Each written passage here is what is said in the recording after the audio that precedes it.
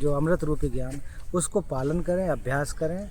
और बुद्ध का दर्शन हमको सिखाता है कि निर्वाण प्राप्त करना है। आदरणीय कैलाश चंद बौद्ध जी हैं, मैं सर से पूछना चाहते हैं इस नदी का क्या महत्व है। कि जब ज्ञान प्राप्त करने की अवस्था में थे कि नदी में नहाया था और फिर उसके बाद यहाँ वज्रासन पर आकर के बैठे थे। इसके आगे आगे देखोगे जो ढोंगेश्वरी है, तो ढोंगेश्वरी से आने के बाद जब कठिन अभी दोस्तों हम लोग आए हैं यहाँ पर ये कचौड़ी खाने के लिए सर के साथ। ये देख सकते हैं इधर वेरी फेमस। आप लोग भी आओ बौद्ध गया में तो यहाँ जरूर खाने के लिए आए। बौद्ध गया मठ नाम से बहुत प्रसिद्ध है ये जगह, जरूर आइएगा इधर और इस प्रकार लुत्फ उठाओ कचौड़ी का। अभी बन रही है। पूरी लगाना सब जगह भाई, इडली क्या लगाना पहले तो प्लानिंग होगी। मेरे को पूरी लाए साहब, पूरी आ गई है हम लोगों के लिए।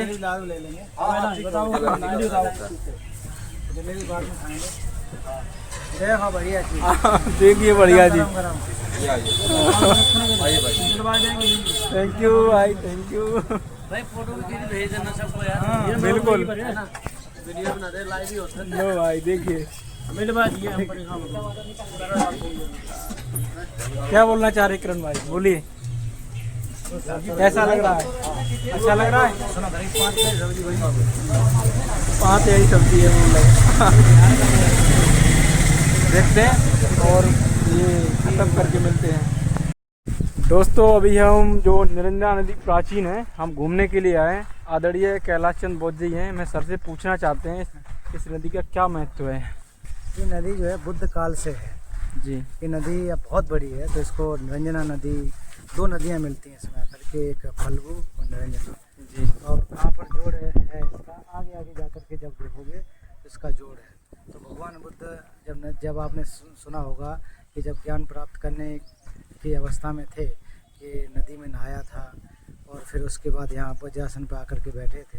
इसके आगे आगे देखोगे जो ढोंगेश्वरी है, तो ढोंगेश्वरी से आने के बाद जब कठिन तपस्या के लिए यहाँ बैठे थे, और यहीं पर एक जिक्र भी होता है, यहीं पर मतलब एग्जैक्टली यही प्लेस नहीं, आसपास में रहा होगा, तो बुद्ध ने एक अधिष्ठान किया था कि अगर मुझे ज्ञान प्राप्त होगा तो निश्चित रूप से जो हमारा पात्र है नदी के विपरीत धारा में जाएगा। वो ऐसा कहा है, तो उसका अर्थ ये नहीं था कि बर्तन नहीं, तो कुल मिलाकर के ये था कि बुद्ध ने कहा कि मेरा जो ज्ञान है, जो उन लोगों का ज्ञान है, उनसे कहीं उसके एक प्रकार से जो सत्य का है उनसे विरोधाभास जैसा लगेगा उनको। तो ऐसा इस रूप में हमको कॉन्टेक्स्ट में देखना चाहिए। लेकिन लोग जो बर्तन के विपरीत धारा में तो कैसे जाएगा, बुद्ध भी इस चीज़ को नकारेंगे, वो तो नहीं मानेंगे इस चीज़ को। लेकिन खैर वो सब को छोड़कर ही देखो, ये नदी जहाँ पर हम लोग हैं वो ऐतिहासिक नदी है, निरंजना नदी के नाम से जाना जाता है। तथागत बुद्ध और उनके तमाम शिष्य इस नदी के किनारे रहे। आप 3 भाइयों का नाम सुना होगा, नदी काश्यप, गया काश्यप और उर्वेल काश्यप। तो एक एक भाई के बहुत ज़्यादा शिष्य थे, कि 1000 थे, किसी के 700 थे, किसी के 500 शिष्य थे। तो बुद्ध जब यहाँ पर निवास करते थे और उनसे प्रभावित होकर के तीनों के तीनों भाई उसमें परिवर्तित हो गए थे। तो हाँ बिल्कुल हो गए थे, क्योंकि ये बुद्ध का जो निवास था, उन्होंने देखा कि भगवान बुद्ध यहाँ बुद्धत्व की प्राप्ति किए हैं। तो उसके बाद से जो ऐतिहासिक ये जगह रहा, ये बहुत बड़ा एरिया है। और अभी आप देख सकते हैं ये जो मठ है जी, अभी इसको बोध गया मठ के नाम से, शंकराचार्य के मठ के नाम से जानते हैं। तो वास्तव में ओरिजिनल रूप से ये भगवान बुद्ध का ये भिक्षुओं का निवास रहा था, जैसे कमरों से ही दिखाई देता। अंदर भी बुद्ध मूर्तियाँ रखी हुई हैं, प्रतिमाएँ रखी हैं। तो काल का समय परिवर्तन है भाई, ये समय का परिवर्तन है। सर आप एक जानकारी मुझे देना चाहेंगे, जो सुजाता ने जो खीर खिलाई थी वो बकरोर गांव में खिलाई थी, कहाँ पे खिलाई थी? देखो ऐसा है, बकरोर गांव अब बकरोर अब हो गया, पहले उसका गांव का नाम क्या रहा होगा इतिहास में, वो आपको देखने की जरूरत है जी। निश्चित रूप से अब यहाँ खिलाई आगे पीछे हो सकता है, लेकिन ये एरिया वही है। अब जो इतिहासकारों ने ASI के द्वारा, जो हमारा आर्कियोलॉजी के द्वारा निर्धारित किया है, सम्राट अशोक ने स्तूप बनाया, बाद में बहुत सारे स्तूप बनते गए, उनको चिन्हित किया है। तो निश्चित रूप से हम लोग उस इतिहास को ध्यान में रखते हुए उस चीज़ को माने। तो बकरोर गांव आज के समय में उसको बकरोर कहा जाता है। प्राचीन समय में कोई बकरोर इस प्रकार से नाम नहीं रहा होगा, कुछ और कुछ रहा होगा।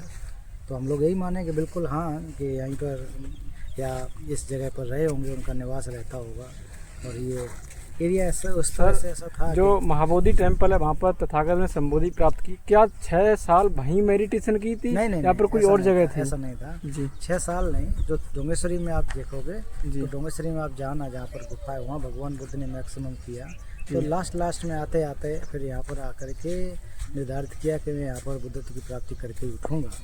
तो बुद्ध का कई क्षेत्र रहे होंगे, है ना, कई जगह रहे होंगे, कुछ वहाँ पर भी किया होगा, अलग अलग जगह किया होगा, लेकिन मैक्सिमम अधिकतम जो समय गुजारा गया वो उस तरह से दिखाता है डोंगेश्वरी। फिर उसके बाद यहाँ जो कि अधिष्ठान एक प्रकार से किया कि यहाँ से तब तक नहीं जैसे उठूँगा जब तक बुद्धत्व की प्राप्ति नहीं हो जाएगी। तो वो लास्ट पॉइंट कह सकते हैं, लास्ट पॉइंट वो बोध गया का जो वज्रासन है वहाँ पर भगवान बुद्ध का था।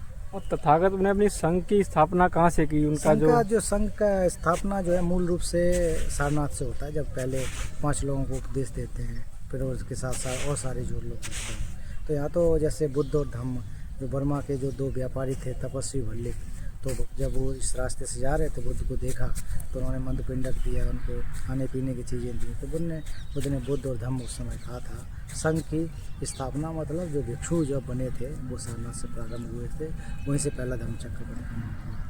सर ये जो पंचशील अपना जो बुद्ध धम्म है ये फ्लैग है, इसका मतलब क्या महत्व है? डायरेक्ट ये किसी ने बना दिया या फिर इसका कोई कारण रहा होगा? बुद्ध का पंचशील का ऐसे नहीं होता है। बुद्ध के जो आपने रश्मियाँ निकलती हैं ना जी, उसमें किरणें होती हैं, तो वो खैर अलग विषय है, उसको हम यहाँ इतना विस्तार भी से बता भी नहीं सकेंगे और समय भी नहीं है। तो उसका अलग अलग महत्व है। बुद्ध की रश्मियों से उससे देख करके उसको एक चिन्हित किया गया और हर एक का अपना अपना रंग का एक महत्व है।